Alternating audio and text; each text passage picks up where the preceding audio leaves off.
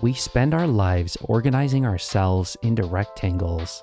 The phone in our pocket for communication, the handheld in our bag is for the commute, and the laptop on our desk is for creation. But there's a gap here. If I want to play high-end games on a big screen while I'm traveling, my only option has been a gaming laptop. Even small ones like my Zephyrus G14 are miserable travel companions. They're heavy, they're loud, and they run hotter than the surface of the sun. And unless they're tethered to a wall, they usually die within an hour. They're essentially portable in name only, but the Alldocube UltraPad challenges that category entirely. It has a screen that rivals the size of my Asus Zephyrus G14.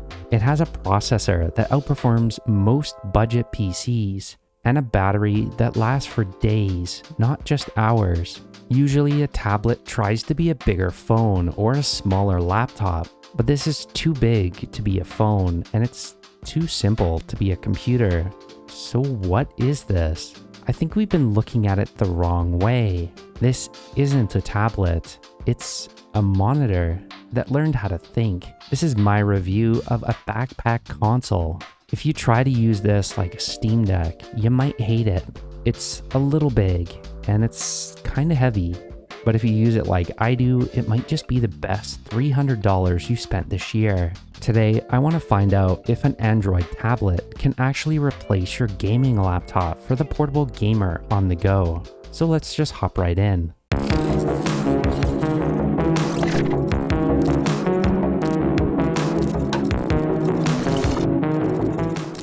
Just a disclaimer before we start, this unit was sent from Alldocube for review. As with all my reviews, the company isn't seeing this video beforehand. They of course didn't pay me for this review, and all thoughts and opinions are entirely my own. Let's look at the tablet itself. The Alldocube is packed with great features. Usually in that $300 price bracket, you're looking at light tablets from big brands. You know the ones: plastic backs, 60Hz screens, thick bezels, and chips that stutter when you open the settings menu. Alldocube is an interesting one. It's a brand usually known for budget tablets, and they've seemingly spent the entire budget on the materials on this model. This is a unibody aluminum chassis. It's cold to the touch, it's absolutely solid, and there's zero flex. But the build quality comes at a price. The price, of course, being the weight. It weighs about 709 grams. For context, a Steam Deck OLED is even lighter at 690 grams. So it's definitely heavier, but that weight is distributed across a massive 13-inch surface area, so it actually feels surprisingly balanced. That is, of course, until you try to hold it. These CNC machined edges are just a little bit sharp. It's not obviously the kind of ergonomics you see on a handheld, but it is kind of comfortable to hold if you're not shifting it around in your grip. However, the CNC edges make this feel extremely premium. The I/O is surprisingly professional for a budget device. On the bottom, we have a USB-C 3.1 Gen 2 port. That matters because it supports video out. You could plug this into a hotel TV via HDMI and use it as a console. On the top, we also get a microSD card slot. This is essential for playing emulation on here, even though this comes with a respectable 256 gigabytes of UFS storage, which isn't bad considering the price.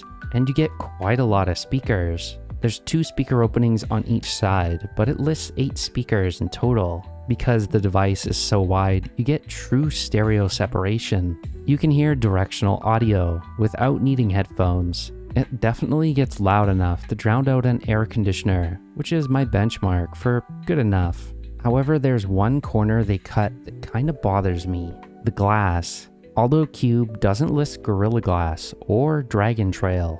It kind of feels vulnerable, and that matters because this tablet supports a pen. The pen itself feels surprisingly premium. However, it does come with a plastic screen protector installed, and honestly, you need to keep it on. I would happily pay an extra $30 for a reliable Gorilla Glass or Dragon Trail just for peace of mind. Once I get my tempered screen protector installed, I'm definitely going to check out this pen. I'll leave a pinned comment down below just with the overall experience regarding this. As it sits, I just have a low-level anxiety that I'm going to scratch the panel. If you're a digital artist, just know that you're drawing on generic glass, not premium protection.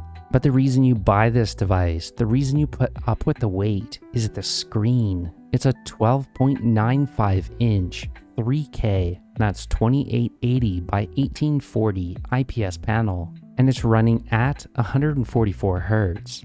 This makes the UI feel extremely smooth, but let me explain why the size is actually a feature for us retro gamers, the retro math. Most retro games use a 4:3 aspect ratio. On a 16:9 handheld like the ROG Ally, you get black bars on the sides. The actual playable image is about 5 or 6 inches diagonally. With this, even with the black bars, the 4:3 image area is physically larger than an entire iPad mini screen. You can see the scan lines, you can see pixel art details that usually get crushed in small screens. It recreates the feeling of sitting in front of a CRT TV in the 90s. It's not just bigger, it's more immersive, and it pulls you into the game in a way that 7-inch screens never will. But don't overlook the 144 Hz refresh rate. Most tablets in this price range give you 60 Hz. This display is fluid. This is an IPS panel. It's not OLED. The blacks are deep, but they're not OLED perfect. And while the screen is gorgeous, vibrant, and color accurate, I did notice an ever so slight bluish tint. It's minimal, but it's still something to note. To fix this, just adjust the color temperature ever so slightly a little bit warmer. But then there's the vertical unlock. Because this isn't a handheld with attached controllers, you can rotate it. The 3:2 aspect ratio is the exact shape of a standard comic book page. Reading manga at 3K resolution, well, it's ruined other tablets for me. The text is laser sharp. The contrast is high enough that you almost forget that it's a digital screen. It feels like holding a high-gloss art book. If you're a comic reader or you enjoy manga, this feature alone justifies the price, at least for me. Now, let's talk about the power. This is the Snapdragon 7 Plus Gen 3, but don't let the 7 fool you. This chip uses the same Cortex X4 Prime core found in the flagship Snapdragon 8 Gen 3, and crucially, this unit comes with 12 GB of RAM. The closest tablet in value and speed that I could find at Best Buy Canada was the Samsung Galaxy Tab S10 Lite, which is actually about $20 to $50 CAD more. That being said, the Samsung is about 136% slower, according to Nano Review, which is the only site that I personally trust for benchmark comparisons. What's even more shocking is that Vulkan performance alone is nearly 300% faster, 291% to be exact. Many emulators take advantage of that Vulkan uplift, so the difference is massive. Samsung's OS is very bloated compared to the bare bones that we see on the UltraPad. In the emulation world, RAM and speed are oxygen. 8 GB is barely enough, but 12 GB, that opens up doors. Let's take a look and see how capable this tablet is. The first game that I wanted to try was a pretty heavy title. Unfortunately, I don't have an FPS overlay, but I've set the graphics to max on every single option, and the game runs remarkably smooth. I'm not seeing any stutters whatsoever. This tablet has a pretty powerful SoC in it. I'm actually kind of surprised to see this running so smooth. I don't even think the Snapdragon 8 Gen 2 ran this smooth. Kind of interesting anyways, but it sure does play native Android games pretty respectable. For landscape detail in Subnautica, I'm going to leave it set to high. Resolution, I'm going to set this to absurdly high. For the FPS cap though, I'm just going to leave this at 60, and the game itself runs perfectly fine with these settings. I'm not seeing any stutters or hitches, and the panel quality really makes this game pop. I think the Wi-Fi speed is one of the limiting factors of this tablet. You definitely want to kind of leave games to update by themselves. Large games just take a little longer than normal to download. In fact, download speeds seem to top off at around 25 to 35 megabytes per second. This means that if you want to download a big game, it's a good idea just to have something else to do while you're waiting. It can take a little while. This also supports turnip drivers, which means you can get some pretty high-end emulation running on this device, and because it has a large screen, it also looks pretty remarkable. Antutu kind of shows where this device sits, and while not being as fast as a Snapdragon 8 Elite or some high-end tablets, it's still pretty decent for the price, and the performance is very respectable. So the hardware is great, but what is it like to live with? This is where the not a handheld philosophy matters. Using this device requires a bit of a setup, and you have to be okay with that friction. Using things like a Game Boy was simple. You turn it on and you play. With this, you have to set up your station, attach the little folio case, and set up that stand. For a 10-minute bus ride, you can just put it on your lap. For a 1 or 2 hour session at a coffee shop or a long flight, it feels like you're setting up a command center. You're creating a space. Because it has a 15,000 mAh battery, I don't have to worry about plugging it in. I just prop it up, put on a podcast, and let it run. But speaking of the battery, the 15,000 mAh battery is an absolute tank. It lasts for days, but tanks are slow to refuel. This tops out at around 33 watts while charging. Now, to be fair, that's pretty standard for budget tablets.